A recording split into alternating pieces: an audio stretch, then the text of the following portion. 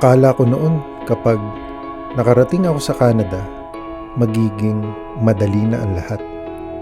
Pero may mga gabi dito na mag-isa ka lang, malayo sa pamilya, pagod sa trabaho, at mapapatanong ka sa sarili mo, sulit ba ang lahat ng sakripisyong ito?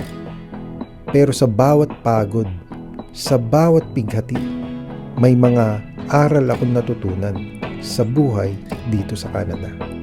Mga aral na tuluyan na nagbago sa pananaw ko sa buhay, pangarap at pananampalataya sa Diyos.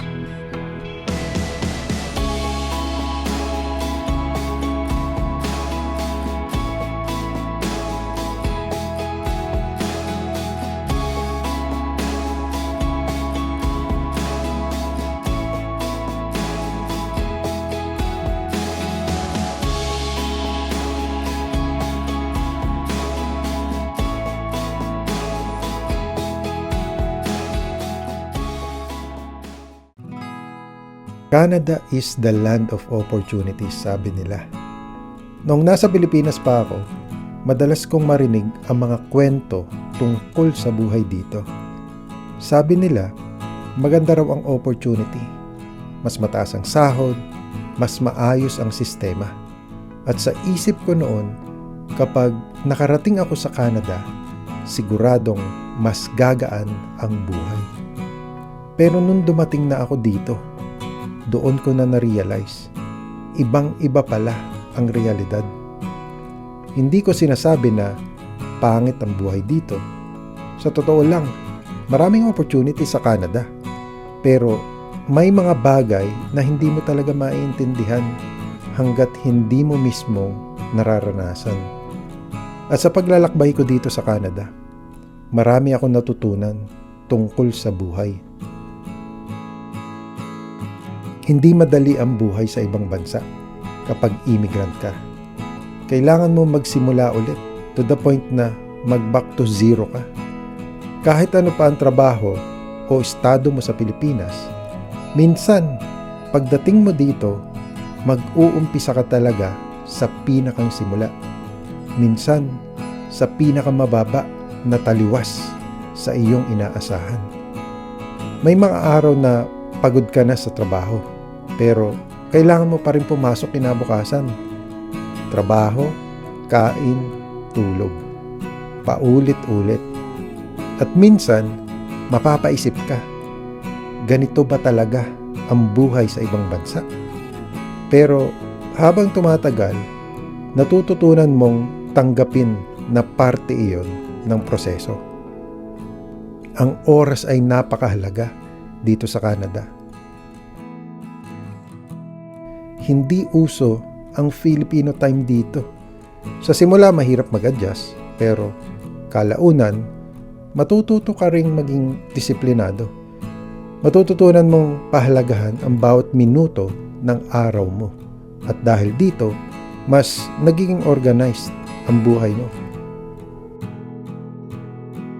Isa sa pinakamagandang realization ko dito sa Canada, walang maliit na trabaho. Kahit janitor ka, kahit cashier, kahit construction worker. Dito, pantay-pantay ang respeto sa manggagawa. At doon ko na-realize na ang tunay na sukatan ng isang tao ay hindi ang trabaho niya, kundi kung paano niya ginagawa ito na may dignidad at sipag. Sa Pilipinas, kadalasan may tumutulong sa atin. May magulang, may kapatid, may kamag-anak. Pero pagdating mo sa Canada, madalas ikaw lang mag-isa.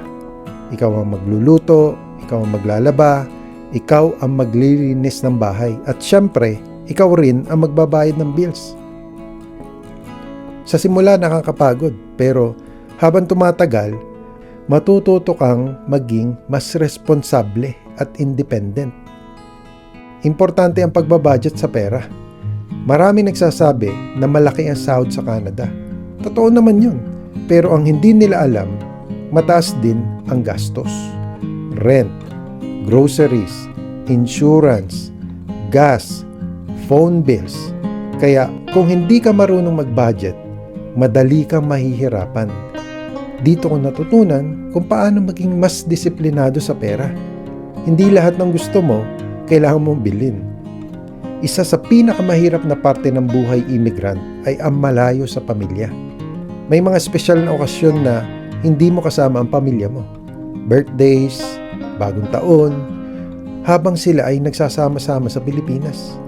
Ikaw naman ay nasa trabaho. At minsan, sa tahimik na gabi, mararamdaman mo talaga ang lungkot. Pero sa kabila ng lahat ng iyon, pinipili mong magpatuloy dahil alam mong ginagawa mo ito para sa kanila. Ang pangarap ay hindi instant. Maraming tao ang nag-iisip na pagdating sa Canada, bigla kang yayaman. Pero ang totoo, hindi ganun kabilis ang tagumpay. Karamihan sa mga successful na immigrant dito ay dumaan muna sa mahirap na simula. Maraming taon na pagtatrabaho, maraming sakripisyo, pero unti-unti nakikita mo ang pagbabago sa buhay mo. Ang sakripisyo ay may kapalit. Bawat overtime, bawat pagod, bawat lungkot, may dahilan. Ang dahilan ay ang pangarap mo at ang pamilya mo. At kapag nakikita mong unti-unting gumaganda ang buhay nila, doon mo mararamdaman na worth it ang lahat. Sa paglipas ng panahon, may isang bagay akong na-realize. Ang tagumpay ay hindi lang tungkol sa pera. Ang tunay na tagumpay ay ang pagiging mas matatag na tao, ang pagiging mas responsable, at ang kakayahang tumayo sa sarili mong mga paa. Kaya sa lahat ng mga Pilipino na nandito sa Canada, alam kong hindi madali ang laban. May pagod, may lungkot, may sakripisyo. Pero tandaan mo, bawat hakbang mo ngayon ay papunta sa mas magandang kinabukasan. At balang araw, kapag binalikan mo ang lahat ng pinagdaanan mo, masasabi mo sa sarili mo, kinaya ko. At doon mo mararamdaman na ang lahat ng sakripisyo mo ay naging sulit. At sa lahat ng pinagdaanan ko dito sa Canada, may isang bagay akong siguradong natutunan. Hindi lang sipag ang kailangan para magtagumpay. Kailangan mo rin ng pananampalataya. May mga araw na parang gusto mo nang sumuko. May mga gabi na tahimik ang paligid. At ang tanging kasama mo lang ay ang sarili mong mga iniisip. Pero sa mga sandaling iyon, doon mo mas nararamdaman na hindi ka nag-iisa. Dahil may Diyos na laging nakatingin sa bawat hakbang mo. Maaaring hindi madali ang landas na tinahak mo ngayon. Maaaring puno ito ng pagod, sakripisyo at paghihintay. Pero tandaan mo ito, ang plano ng Diyos ay mas maganda kaysa plano natin. Bawat paghihirap na pinagdadaanan mo ngayon ay may dahilan. Bawat pagsubok ay may aral. At bawat sakripisyo ay may kapalit na pagpapala sa tamang panahon. Kaya kung ikaw ay isang immigrant na lumalaban araw-araw, kung ikaw ay nagtatrabaho ng malayo sa pamilya mo, huwag kang mawalan ng pag-asa. Magtiwala ka sa Diyos. Ibigay mo sa Kanya ang lahat ng pagod at pangamba mo. Dahil sa tamang oras, bubuksan Niya ang mga pintuan na hindi mo inaasahan. At balang araw, makikita mo kung bakit kailangan mong dumaan sa lahat ng iyon. Patuloy ka lang magdasal, patuloy ka lang magtiwala, at patuloy ka lang lumaban. Dahil kapag kasama mo ang Diyos sa iyong paglalakbay, walang sakripisyo ang masasayang at walang pangarap ang imposible.